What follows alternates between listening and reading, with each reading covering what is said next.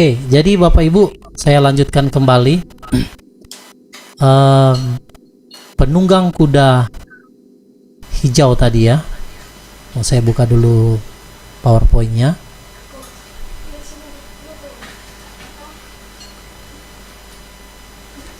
Jadi 4 yang Tuhan izinkan terjadi, saudara ya, di dalam meterai keempat ini, yang menghukum bumi yaitu dengan pedang, kelaparan, penyakit, sampar, dan binatang-binatang buas di bumi.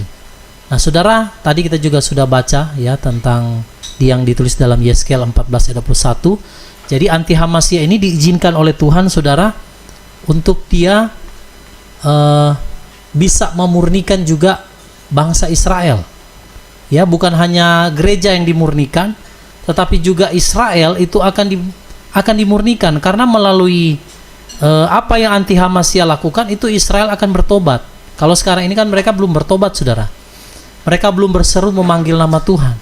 Nanti, saudara, ketika meterai dibuka dan terjadi, saudara, ya peperangan di mana anti Hamasia itu akan menduduki bait suci, lalu akan dibuka meterai 1, 2, 3, 4 dan seterusnya, maka Israel, saudara, mereka akan mengalami yang namanya pemurnian bersama juga dengan gereja yang dikatakan adalah mempelai ya.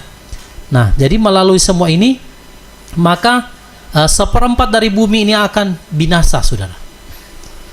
Bayangkan jumlah manusia yang sangat banyak ya yang akan mati. Dan 4 malaikat yang terikat itu akan dilepaskan ya menurut jam, waktu, hari yang sudah ditetapkan untuk mengadakan pemusnahan di bumi. Nah, lalu saudara, apa dampaknya daripada meterai keempat ini? Dia akan berlanjut dengan meterai kelima, nanti kita akan lihat ya. Tapi di sini saudara mengerti dulu bahwa meterai keempat ini 4 hukuman yang Tuhan izinkan ya terjadi, yaitu pedang, kelaparan, penyakit, sampar, dan binatang buas. Di situ binatang buasnya, saudara lihat lagi di kamus, bukan wild animal ya, bukan orang mati karena singa atau serigala atau begitu ya, tetapi ini lebih mengarah kepada tentara daripada anti Hamasia, yaitu the beast itu. Jadi kemungkinan mungkin banyak orang juga akan mati, saudara, oleh karena tentara-tentara daripada anti Hamasia ini, oleh karena mungkin menolak untuk mengikuti sistemnya ataupun undang-undang hukum yang berlaku ya waktu anti Hamasia ini memerintah. Nah, oke, kita akan lanjut, saudara ya, di meterai yang kelima. Apa yang terjadi ketika meterai kelima dibuka ya?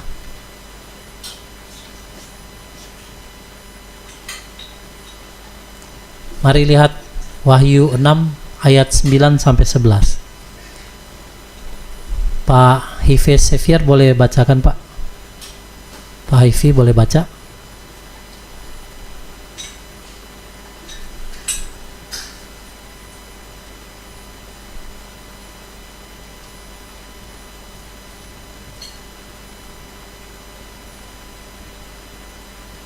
Pak Hifi?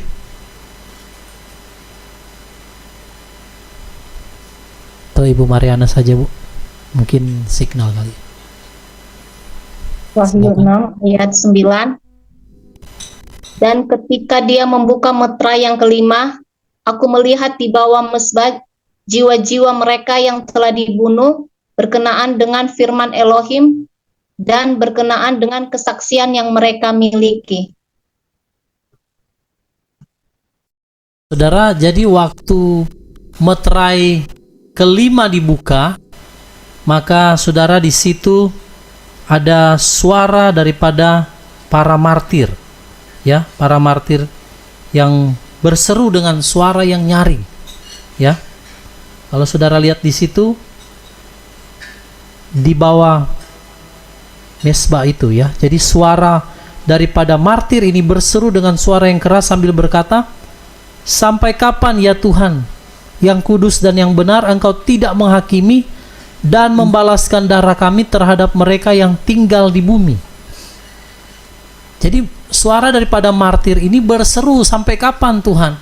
Lalu Tuhan katakan mereka harus beristirahat sedikit waktu lagi sampai terpenuhinya jumlah mereka. Berarti jumlah martir itu kurang, saudara, tidak memenuhi belum memenuhi takaran yang Tuhan mau. Nah, kira-kira saudara, kalau menurut pandangan saudara, bagaimana supaya meterai kelima ini bisa digenapi, yaitu jumlah daripada para martir ini akan memenuhi kuota yang Tuhan telah tetapkan. Karena di ayat sini dikatakan, di ayat 11 dikatakan mereka diberikan jubah panjang putih, dan kepada mereka dikatakan agar mereka dapat beristirahat sedikit waktu lagi. Jadi disuruh istirahat sedikit waktu lagi, sampai jumlah akan terpenuhi jumlah mereka, sesama hamba-hamba saudara mereka yang juga akan dibunuh seperti mereka. Nah, jadi di dalam meterai kelima ini dibuka, saudara, maka darah martir berseru dengan nyaring kepada Tuhan. Tuhan katakan, saudara, bahwa mereka harus menunggu supaya meterai kelima ini memenuhi kuota. Nah, sekarang kalau saya tanya sama saudara, kapan meterai kelima ini atau darah martir atau kuota martir ini akan terpenuhi, saudara? Melalui apa meterai ini akan terpenuhi? Kita yang ini, Pak, yang terakhir mungkin. Ya? Yang kita yang menolak ini tanda yang akan, ya kita kan nggak tahu siapa aja yang mungkin nanti akan martir, bagian dari kita mungkin. Iya, Ya. diserahkan. Akan diserahkan itu, kuotanya itu bisa terpenuhi bila mana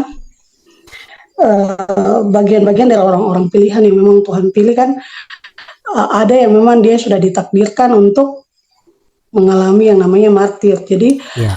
sampai waktunya itu tiba, mungkin ada di antara orang-orang pilihan itu yang diserahkan untuk dibunuh. Kan firman Tuhan katakan kita akan diserahkan, kita akan dipenjarakan.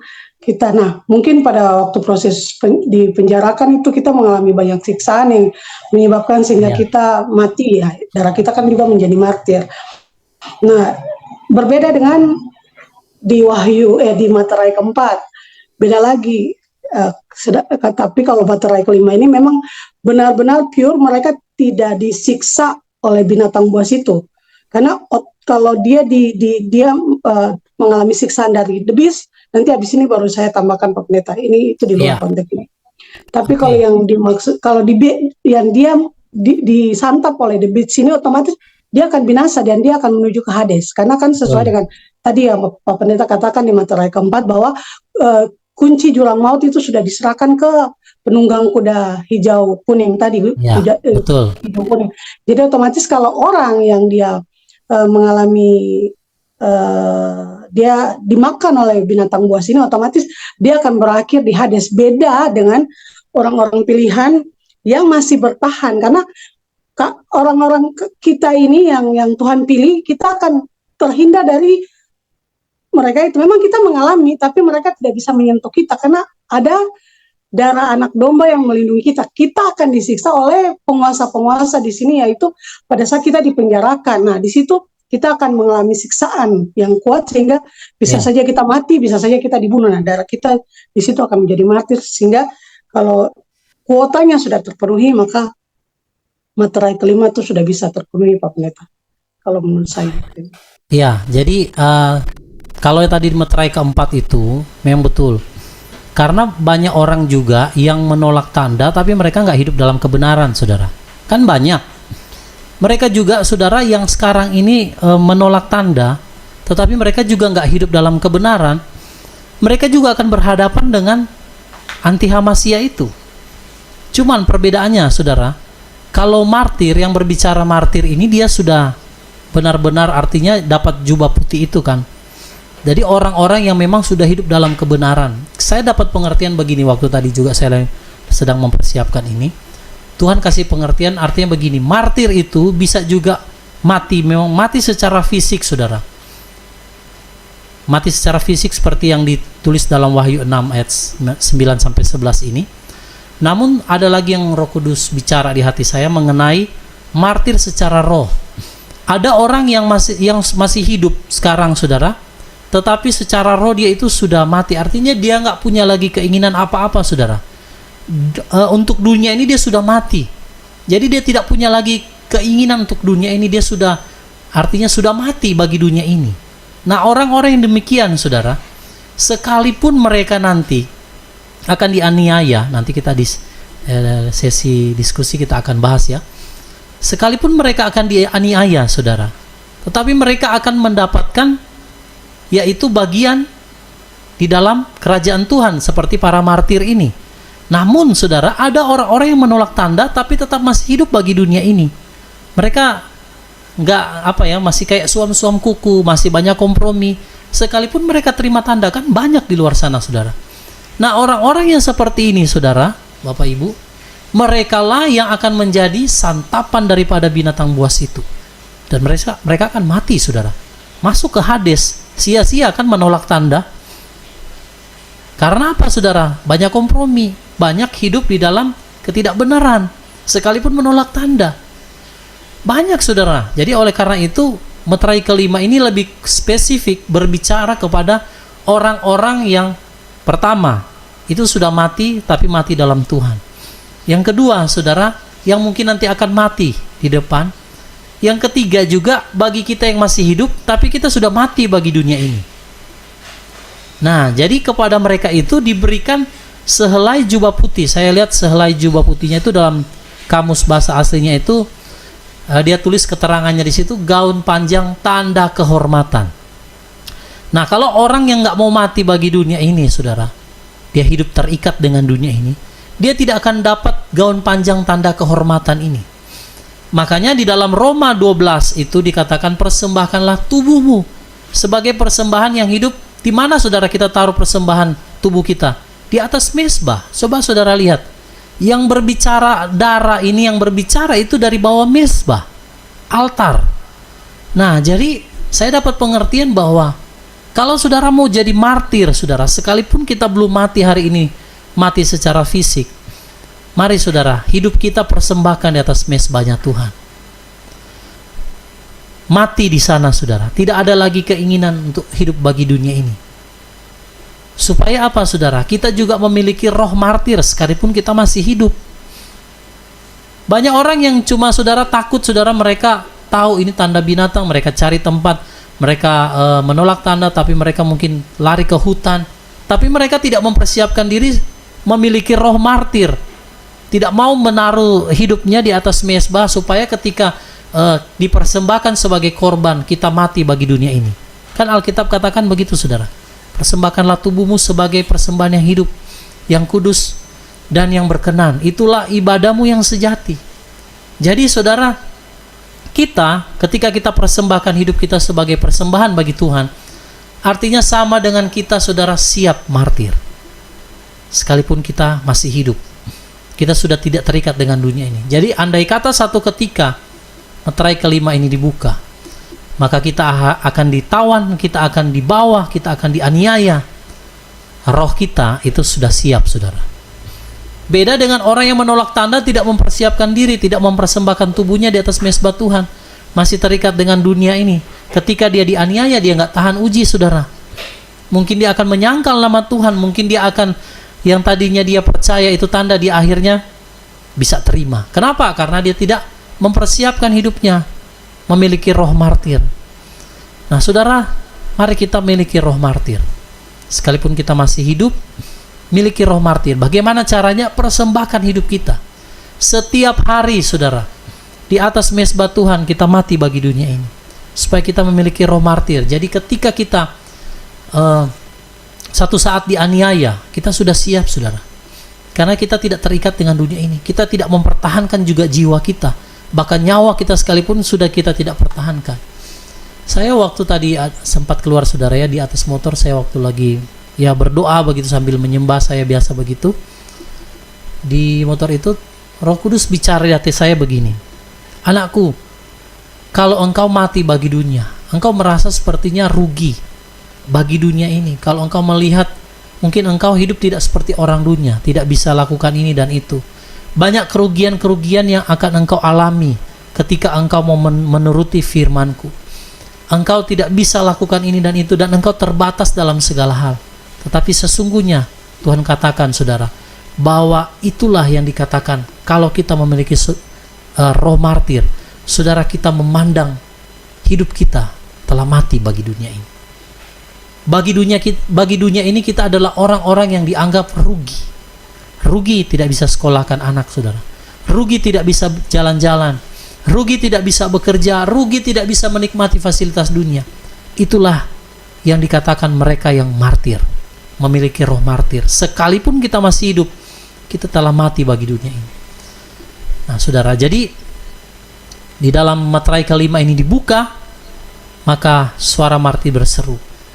Lalu kuota ini akan digenapi ketika para orang kudus juga akan dianiaya. Maka saya mau katakan, mari persiapkan hidup kita, saudara. Jangan pertahankan apapun, termasuk nyawa kita. Serahkan buat Tuhan. Kalau waktunya ini tiba, kita harus menggenapi kuota ini, saudara. Saya percaya kita semua siap. Ya, ada yang memang ditentukan. Alkitab sudah katakan akan ditentukan pedang, ada yang ditawan, saudara, dan lain sebagainya, ya. Jadi terlepas dari semuanya itu, saudara, apapun yang akan terjadi dalam hidup kita, tapi saudara, para martir ini mereka akan diberikan sehelai jubah putih, yaitu gaun panjang, tanda kehormatan. Kalau saya baca keterangan lanjutnya itu, seperti zaman raja-raja zaman dahulu kalau memberikan penghormatan, itu keterangannya ya, memberikan penghormatan kepada seseorang itu akan diberikan jubah panjang seperti ini. Saudara ingat waktu Yusuf diangkat ya oleh Firaun, itu dia diangkat sama raja, saudara, Firaun, itu dia dikasih gaun panjang. Nah, itu gaun kehormatan. Begitu juga kita. Kalau kita mau mati bagi dunia ini sekalipun kita masih hidup, saudara, ataupun nanti ketika kita akan dibunuh, dianiaya, kalau kita tetap mempertahankan iman kita, maka kita juga akan diberikan gaun tanda kehormatan. Nah, saudara, saya nggak tahu kapan ini akan terjadi ya, tetapi saya percaya ini akan segera tiba waktunya. Jadi kalau saudara dan saya ditentukan untuk menggenapi kuota ini, berbahagialah. Nanti di Wahyu 19 kalau tidak salah ya, jiwa mereka yang dipenggal kepalanya oleh karena nama Tuhan, oleh karena firman-Nya, mereka akan memperoleh, saudara, hak untuk memerintah sebagai raja-raja. Jadi ini martir ini luar biasa, saudara. Rewardnya atau penghargaan yang Tuhan berikan kepada para martir itu raja. Mereka lah yang akan kedudukannya sangat tinggi, saudara. Ya, sangat tinggi di hadapan Tuhan. Ada satu hamba Tuhan pernah dapat penglihatan tentang surga. Dia melihat juga di satu tempat di surga itu ada ruang khusus mengenai orang-orang yang martir. Jadi jiwa mereka itu tidak mati sia-sia, tetapi benar-benar dikenang oleh Tuhan bahwa seperti orang-orang yang, kalau saudara tahu kan, pahlawan-pahlawan kan dihormati di negara-negara karena mereka berjuang untuk kemerdekaan satu bangsa.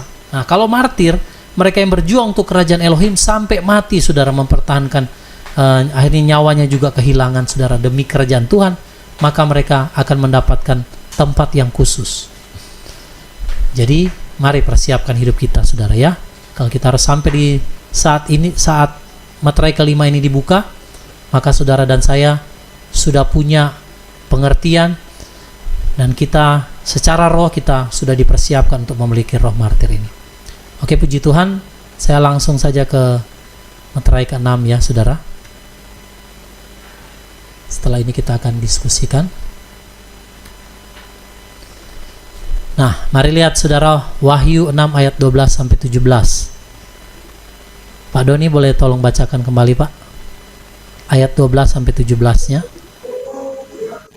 Wahyu 6 ayat 12. Dan aku melihat ketika dia membuka meterai yang ke-6, dan lihatlah, gempa besar terjadi, dan matahari menjadi hitam seperti karung yang terbuat dari rambut, dan bulan menjadi seperti darah.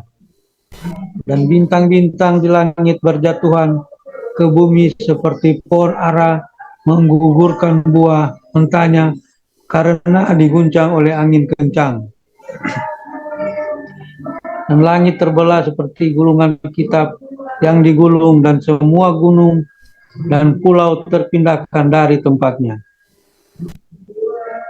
Dan raja-raja di bumi dan pembesar-pembesar dan orang-orang kaya dan perwira-perwira dan mereka berkuasa dan setiap hamba dan setiap orang merdeka menyembunyikan diri ke dalam gua-gua dan ke antara batu-batu gunung. Dan mereka berkata kepada gunung-gunung dan kepada batu-batu itu, runtuhlah ke atas kami, dan sembunyikanlah kami dari wajah dia yang duduk di atas tahta itu, dan dari murka anak domba, sebab hari besar murkanya telah tiba. Dan siapakah yang dapat bertahan? Ya, puji Tuhan. Nah, saudara, waktu setelah meterai kelima dibuka, saudara ya, dan ini mengacu kepada tadi para martir, lalu dilanjut meterai ke-6 dibuka, saudara, maka sesuatu yang dahsyat terjadi. Saudara lihat di situ bintang-bintang akan berjatuhan. Saya lihat bintang-bintang ini juga menggambarkan tentara-tentara langit, saudara. Kuasa-kuasa langit akan digoncang, saudara ya. Dan akan terjadi gempa yang sangat besar. Lalu matahari, saudara, akan menjadi hitam seperti karung yang terbuat dari rambut, dan bulan menjadi darah. Mungkin saudara sudah sering melihat kalau ada asteroid jatuh, lalu kalau kita melihat gerhana matahari juga sering terjadi, lalu gerhana bulan, blood moon juga sering terjadi. Tetapi yang terjadi di meterai ke-6 ini, saudara, ini sangat dahsyat. Jadi apa yang kita lihat itu tidak akan sama seperti yang akan terjadi dalam meterai ke-6 ini, di mana gempa buminya itu akan sangat-sangat dahsyat, saudara. Lalu mungkin gerhana mataharinya selama ini kan hanya berpusat di negara-negara atau wilayah tertentu. Tapi saya rasa, saudara, meterai ke-6 ini, gerhana matahari, gempa bumi, dan blood moon itu akan disaksikan di seluruh dunia. Jadi gerhana matahari total ini mungkin seluruh dunia ini akan mengalami, saudara, gelap gulita. Ya, saya jadi teringat, saudara, di dalam Matius 24 ya. Ini perkataan Tuhan sendiri. Sebentar saya lihat dulu ya.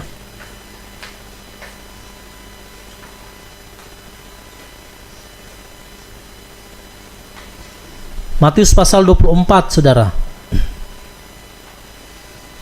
Ayat 29 saya baca, dan segera sesudah kesukaran hari-hari itu.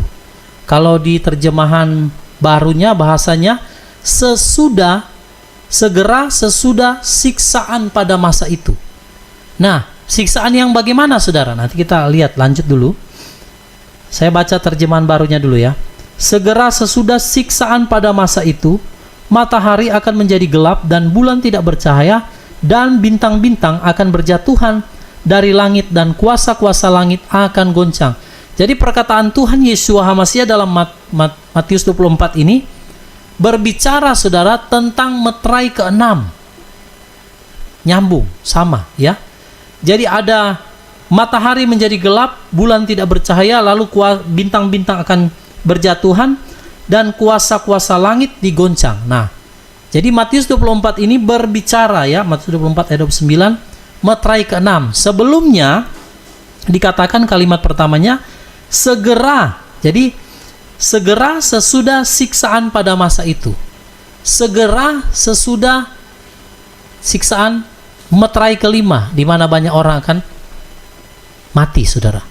Segera sesudah siksaan itu yang akan mengakibatkan kuota daripada para martir itu akan terpenuhi, lalu langsung disusul dengan meterai ke-6. Dahsyat sekali, saudara ya. Coba kita lihat dulu Yesaya 13 ayat yang ke-10. Ibu Mariana boleh tolong baca? Yesaya 13 ayat yang ke-10.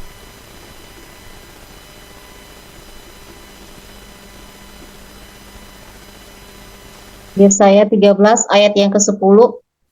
Sebab bintang-bintang di langit dan gugusannya tidak dapat menyinarkan terangnya. matahari akan menjadi gelap pada waktu terbit dan bulan tidak memancarkan sinarnya. Ya. Jadi saudara, gambaran daripada meterai ke-6 ini Tuhan Yesua sudah kasih tahu. Segera sesudah siksaan, itu berbicara meterai ke-5, di mana kuota daripada para martir itu akan tergenapi. Lalu akan terjadi saudara, meterai ke-6 dibuka.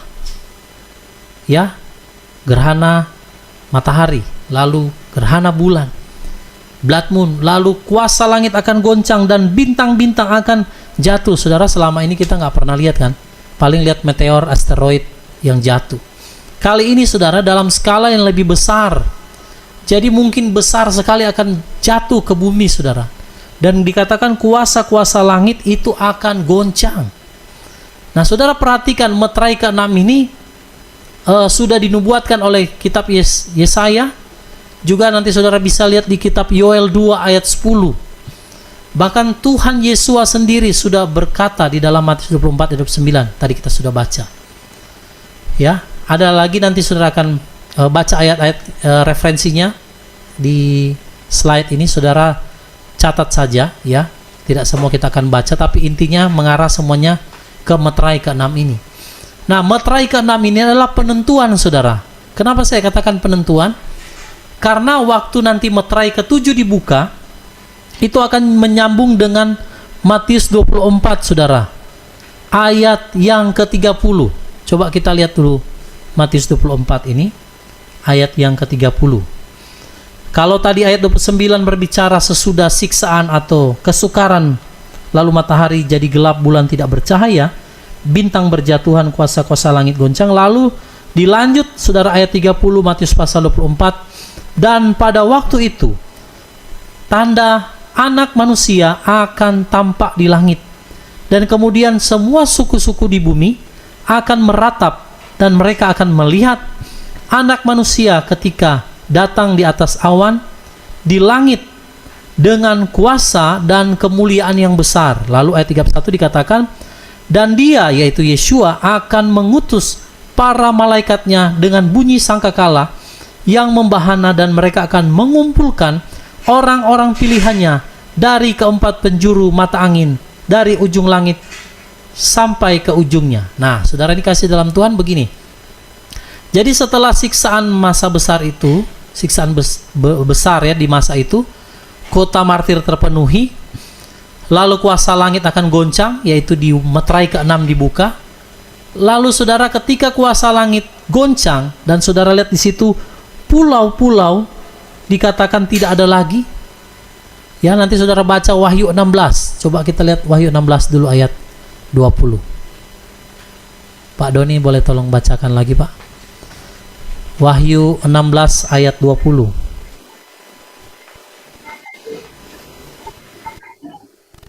Wahyu 16 ayat 20. Dan setiap pulau menghilang dan gunung-gunung tiada didapati. Ya. Jadi saudara bayangkan masa itu sangat mengerikan saudara ya. Pulau-pulau hilang. Gunung-gunung tidak ada lagi. Berarti saking dahsyatnya saudara, mungkin matahari yang menjadi gelap ini dan bintang-bintang berjatuhan, maka itu akan membuat kuasa langit goncang dan bumi bergoncang saudara. Dan saat itu maka akan tampak tanda anak manusia di langit.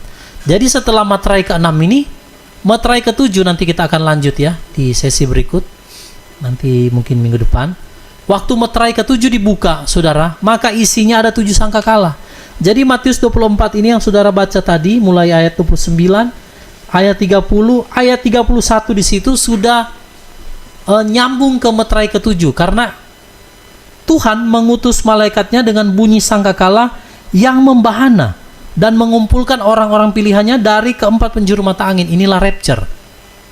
Jadi Matius 24 ayat 31 itu sudah berbicara rapture. Nah, rapture-nya itu ada setelah saudara lihat meterai ke-7 yang ada isinya 7 sangkakala. Nanti kita akan pelajari 7 sangkakala itu. Di sangkakala ke-7 juga saudara, itulah maka nyambung dengan 1 Tesalonika 4 itu ya. Pada sangkakala terakhir dibunyikan, maka orang-orang yang mati dalam Tuhan akan bangkit dan kita yang hidup akan diubahkan. Nah, jadi saudara lihat bahwa posisi daripada rapture itu ada setelah penyiksaan, setelah meterai-meterai itu, sesudah penyiksaan itu, lalu kuasa-kuasa langit digoncangkan, baru saudara ada 7 sangkakala lagi yang dalam isi meterai ke-7 itu, baru di sangkakala terakhir itulah maka gereja akan diangkat, yaitu mempelai. Berarti perjalanannya masih cukup panjang, akan melewati meterai-meterai ini, saudara, termasuk penyiksaan tadi. Dan kita juga akan melihat bagaimana, saudara, kuasa langit digoncangkan. Tapi tadi sempat Ibu Cei singgung ya, nanti di meterai ke-6 ini, saudara, cara Tuhan meluputkan kita itu ada caranya Tuhan. Karena saya nggak tahu juga selisih antara meterai ke-6 masuk ke meterai ke-7. Karena di sini ditulis segera, berarti saya rasa tidak lama, saudara. Setelah kuasa-kuasa langit ini goncang, langsung meterai ke-7. Meterai ke-7 itu isinya 7 sangkakala. Dan jarak antar satu sangkakala ke sangkakala lain saya nggak tahu berapa lama. Tetapi kalau melihat Matius 24 ini, saya rasa tidak terlalu lama, saudara. Lalu Tuhan akan muncul di awan, dan dia akan menyuruh malaikatnya meniup sangkakala dan mengumpulkan orang-orang kudusnya dari keempat penjuru bumi. Itulah peristiwa rapture. Nah, jadi saudara yang dikasih dalam Tuhan, Matius 24 ini mengajarkan kita juga perkataan Tuhan berkaitan dengan meterai ke-5 dan meterai ke-6. Jadi secara tidak langsung Tuhan Yesus Hamasiah sudah membukakan rahasianya tentang meterai ke-5 dan meterai ke-6 serta meterai ke-7. Langsung di situ ada peristiwa rapture. Nah, jadi kalau ada pengajaran yang berkata memang kita akan rapture terlebih dahulu sebelum masa-masa ini, saudara, saya rasa tidak sesuai dengan Matius 24. Karena kalau saudara baca Matius 24 ini urutannya sangat jelas. Ya. Di mana saudara ada siksaan, lalu meterai ke-6 ini digenapi, lalu 7 sangkakala juga akan digenapi di sana. Makanya nanti kita akan pelajari, saudara, di meterai ke-7 itu ya, di mana isinya 7 sangkakala. Waktu meterai ke-7 dibuka, saudara, itu dahsyat sekali. Ya. Isinya ternyata 7 sangkakala. Dan justru di meterai ke-7 itulah sangkakala akan dibunyikan dan gereja akan diangkat. Tetapi sebelum itu kita akan mengalami meterai 6, 5, 4, 3, 2, 1. Jadi kita harus persiapkan diri kita sungguh-sungguh, saudara ya. Nah, lalu Tuhan lanjut, saudara, dengan ayat 32 dalam Matius 24 ini. Dan pelajarilah perumpamaan tentang pohon ara. Pohon ara ini berbicara Israel ya. Jadi jarumnya itu mengarah ke Israel. Bila mana rantingnya sudah menjadi lembut dan daun-daunnya bertunas, kamu mengetahui bahwa musim panas sudah dekat. Saya sempat singgung, saudara, di perayaan Syafuot. Kalau tidak salah saudara yang ikut ya, pasti saudara ingat. Musim panas itu, perayaan Syafuot adalah perayaan daripada hari raya dari 7 hari raya yang terakhir pada musim semi sebelum memasuki musim panas. Nah, ini kita harus waspada. Itu perayaan Syafuot, kan 7 hari raya itu terbagi 2 musim. Paskah, roti tidak beragi, dan buah sulung. Syafuot, Pentakosta, itu ada di musim semi. Lalu hari raya penipuan sangkakala, pendamaian, dan pondok daun itu ada di musim panas. Nah, jadi Syafuot, Pentakosta itu hari perayaan terakhir di musim semi sebelum memasuki musim panas. Nah, kalau dikatakan di sini, saudara, pelajari perumpamaan dari pohon ara, bila mana rantingnya sudah mulai melembut dan daunnya mulai bertunas, kamu tahu bahwa musim panas sudah dekat. Saudara, saya bagikan kemarin di Syafuot itu ya. Musim panas itu di Amos ditulis, di Mika atau di Amos itu ya. Saudara yang mungkin ikut, saudara masih ingat atau nanti bisa lihat rekamannya ya. Waktu musim panas adalah pemetikan buah, dan di Mika ditulis, kalau tidak salah itu ya, bahwa di musim panas itulah orang-orang kudus, orang benar sudah tidak ada di bumi. Jadi kemungkinan rapture itu akan terjadi, saudara, di masa itu. Sebelum memasuki ini Israel, pohon ara itu akan memasuki musim panas, dan musim panas itu melambangkan di mana Israel akan masuk di dalam pemurnian. Kalau saudara mau lebih jelas tentang musim panas dan pohon ara, saudara bisa lihat kembali video perayaan Shavuot ya.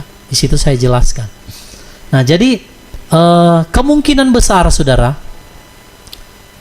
apa yang Tuhan Yesus katakan dalam Matius 24 ini, meterai ke-6, rapture itu bisa terjadi sebelum hari raya peniupan sangkakala. Bisa terjadi di hari raya peniupan sangkakala atau di hari raya pendamaian. Karena hari raya pendamaian itu penebusan, di mana kita yang sudah dibayar lunas oleh Tuhan akan ditebus untuk diambil kembali. Lalu dia akan tutup dengan perayaan Pondok Daun, itu sudah berbicara kerajaan damai 1000 tahun. Nah, jadi saudara, kita sudah ada di perayaan Shavuot. Kita sedang memasuki musim panas ini sebentar lagi saudara di Israel.